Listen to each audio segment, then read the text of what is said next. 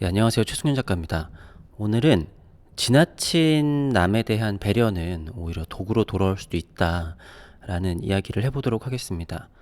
사실 이 이야기는 뭐 저 자신에 대한 이야기이기도 한데요. 제 경험에도 비추어 보고 이야기를 해보도록 하겠습니다. 일단 제 얘기부터 하자면은 저는 개인적으로 남의 입장을 좀 너무 많이 생각을 하는 편이에요. 그러니까 내가 이렇게 하면은 저 사람이 저럴 텐데, 이러면은 저럴 텐데 하는 경우들이 있는데, 그러면서 종종 많이 겪는 일이 내가 남을 배려했다라고 생각을 하는 경우들이 많이 있습니다. 그러니까 결국에는 남이 입으로 얘기하지 않았었던 배려를 내 스스로 이런 게 필요하겠지라고 하는 건데, 물론 그게 센스 있는 행동이 될 수도 있겠지만, 종종 그것들이 어느 정도 수준을 넘어버리면은 나 스스로 상대방에게 빚을 쌓아놓는 경우들이 생기곤 해요. 제 얘기가 아니라 다른 많이 생기는 일들을 생각해 보자면은, 누군가가 동업을 한다라고 해볼게요. 동업을 했었을 때 아무리 친한 사이라고 하더라도 서로 간에 불만이 없을 수 없습니다. 근데 상대방에 대한 불만을 처음부터 내가 이렇게 직설적으로 얘기를 하기가 그러니까, 뭐 친구가 조금 늦었다라고 하면은 그래, 그 정도는 내가 참아주겠다라고 해서 뭐라고 하지 않고 넘어가는 경우들이 많이 있어요. 그러면은 내 입장에서는 내가 배려를 해줬다. 네가 이렇게 조금 늦었으니까 다음번에는 나한테 뭔가 이렇게 해줄 수 있는 빚을 진 거다라고 생각하는 경우들이 많아요. 그런데 굉장히 많은 경우에 나는 상대방을 배려했다라고 하는데 그 사실을 상대방이 인지하지 못하거나 상대방도 똑같은 생각을 하는 경우들이 굉장히 많이 있습니다. 그러니까 저를 중심으로 얘기를 하면은, 나는 상대방을 배려했는데 상대방은 그거에 대한 피드백이 없으니까 상대방이 나쁜 사람이 되거든요. 그래서 내 입장에서 누군가에게 이 얘기를 하면은 그 사람 되게 나빴다라는 얘기를 할 수밖에 없어요. 근데 많은 경우에 상대방의 얘기를 들어보면은 상대방도 쌓여 있는 게 있고, 나도 배려를 해줬는데 상대방은 나에게 오히려 고마워해야 될 거다, 나에게 빚이 있다라고 하는 경우들이 되게 많이 있습니다. 그래서 그러한 서로서로 배려를 했는데 결국은 싸움이 나고 파국으로 치닫는 경우들이 굉장히 많이 있어요. 이건 동업을 하거나 아니면은 남녀 간에도 있고, 부모 자식 간에도 있고, 아니면은 작가와 갤러리에도 있고, 일을 할 때도 마찬가지고 그렇습니다. 마오쩌둥이 어렸을 때 그랬다라고 해요. 자기 아버지가 자기를 항상 굉장히 강압적으로 대하고 많이 때리고 무시하고 했다고 하는데, 어떤 때 이렇게 마오쩌둥 아버지가 또 막 뭐라고 해가지고 마오쩌둥이 반항을 했대요. 반항을 해서 아버지가 막 때리려고 쫓아가니까 도망갔다라는 거죠.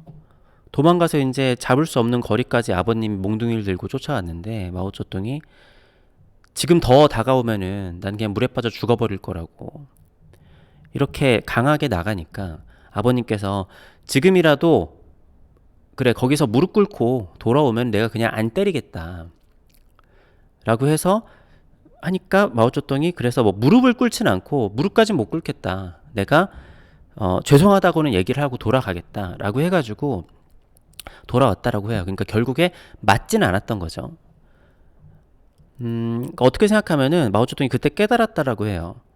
이게 내가 원하는 거는 적극적으로 얘기를 해야 되고, 그러면서 협상을 해야 되는 거구나. 부모 자식 간의 관계라고 하더라도 내가 아버님을 생각을 해서 그냥 맞고만 있었는데, 맞고만 있으니까 그냥 계속 더 맞는 거죠. 근데 한번 반항을 하고 내가 어떻게 뭔가 이렇게 협상할 여지를 주니까 그다음부터는 입장이 좀 달라졌고, 상대방도 오히려 내가 얘기를 해야지 나의 입장을 이해를 하고 그렇게 된다라는 거죠. 그래서 많은 경우에는 뭐 이렇게 연봉 협상을 하거나 할 때도, 스카우트나 아니면 이직을 적극적으로 하거나 연봉 협상할 때도 적극적으로 내가 연봉을 왜 높게 받아야 되는지 어필하는 사람들이 높게 받을 가능성이 더 커요. 그래, 회사가 어려우니까 내가 이번에는 동결을 해줘야지. 내가 이번에 동결을 해줬으니까 회사도 나한테 고마워하고 사장님도 나한테 고마워해서 더 잘해주지 않을까? 라는 기대는 나중에 배신감으로 돌아올 가능성이 굉장히 큽니다. 제가 겪은 것 중에 사실 저한테 뭔가를 물어보거나 아주 옛날부터 뭐 자문을 구하거나 뭐 아무튼 제가 도움을 주는 경우들이 굉장히 많아요. 근데 대다수의 그런 경우에 저한테 뭔가가 돌아온 적이 한 번도 없습니다. 분명히 나 때문에 저 사람이 이득을 봤음에도 그 사람이 나한테 나중에 고맙다라는 말 한마디도 사실은 못 받아본 적이 사실은 대부분이에요. 어떻게 그럴 수 있어? 라고 생각하겠지만 사실 그냥 대부분의 사람은 그렇습니다. 저도 그럴지도 몰라요. 오히려 내가 내 그림을 비싼 돈 주고 사준 사람들이 나한테 나중에 고맙다고 연락을 하거나 그러는 경우들이 많아요. 이게 뭐냐면은 예를 들어서 회사에서 한 연봉 2천 아주 최저 시급 정도만 받고 다니는 사람이 있다라고 생각을 해볼게요. 내 자신은 이 정도 연봉을 받으면 안 되는데 내가 회사에서 이렇게 적은 연봉을 가지고 회사를 다니니까 사장은 나한테 되게 감사해야겠지? 회사는 나한테 고마워해야 될 거야. 나를 소중히 생각해야 돼. 이 정도 가격으로 이렇게 사람을 쓸 수 있는 데는 없어. 라고 생각을 할 수 있는데 사장 입장에서는요. 연봉 3억 주는 직원이 있고 연봉 2천 주는 직원이 있습니다. 사장이 당신은 2천밖에 안 받고도 회사 다녀주니까 너무 감사합니다. 이렇게 생각하는 사장이 있을까요?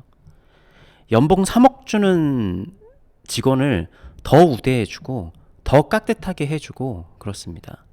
사장 입장에서는 연봉 2천이면 그냥 뭐 없으면 딴 사람 쓰지 뭐 이런 입장일 수 있어요. 물론 대놓고 얘기를 하지는 않겠지만 사람들이 뭐 2,000원짜리 가게에 가서는 뭔가 격식을 차리고 뭐 엄청나게 예의를 차리고 하지 않는데 명품 매장에 가서는 엄청나게 예의를 차리고 사람들한테 그럽니다. 물론 드라마에서는 막 돈 있는 사람들이 명품 매장에서 막 갑질하고 여기저기서 갑질하는 것 같지만 뭐 실제로는 사실은 반대인 경우들이 많아요. 오히려 김밥 한 줄 사면서 갑질을 한다거나 떡볶이 한 줄 하나 먹으면서 갑질을 하거나 그런 경우들도 되게 많습니다.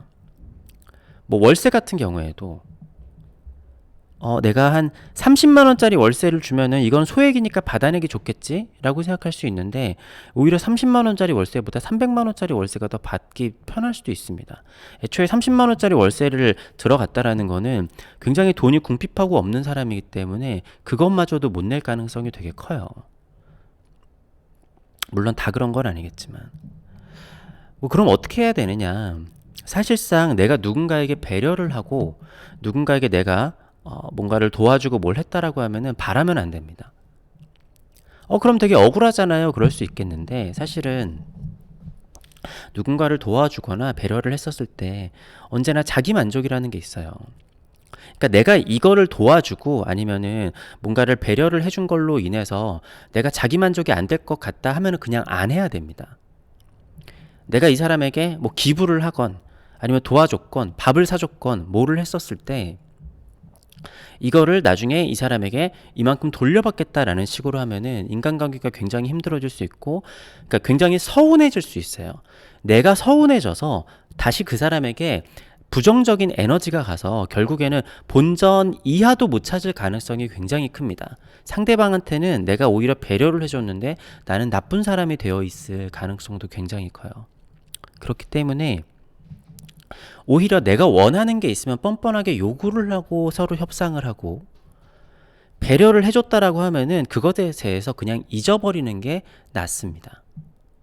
그게 길게 봤을 때는 나한테 이득으로 돌아올 수도 있다라는 거예요. 이득으로 돌아오지 못한다고 하더라도 손해보지 않는다는 관점에서 이득이 될 수도 있는 겁니다.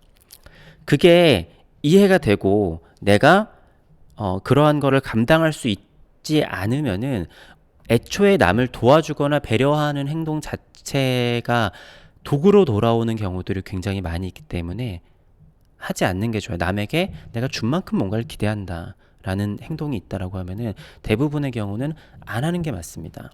내가 이렇게 비즈니스적인 일을 하거나 작가였을 때 작가가 갤러리, 연인끼리 아니면 심지어는 부모 자식 간에도 그럴 수 있습니다.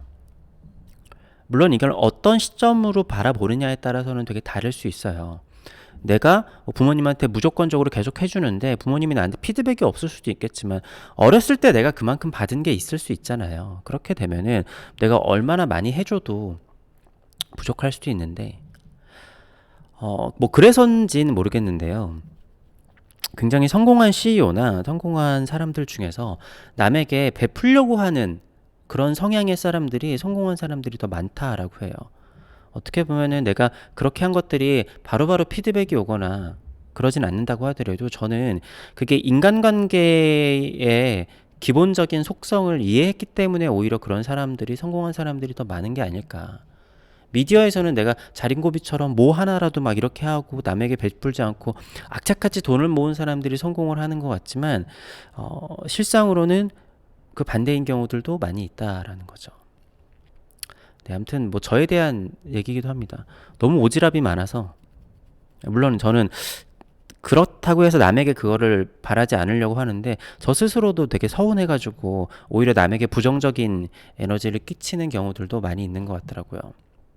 물론 제가 미술 관련해서 누구 해가지고 막 그런 상담을 하거나 자문을 구하고 도움을 줘가지고 그걸 못 받아가지고 그걸로 서운해 본 적은 없습니다. 근데 저도 사람이다 보니까 그냥 인간관계에서는 그런 경우들이 좀 종종 있는 것 같아요. 사람이다 보니까. 저 자신도 제가 이런 얘기를 하면서 나 자신도 그런 사람이다라고 인정을 하지 않으면은 저는 아마 더한 사람이 될 수도 있는 거겠죠. 네, 아무튼 오늘은 지나친 배려는 오히려 독이 될 수도 있다라는 이야기를 했습니다. 감사합니다.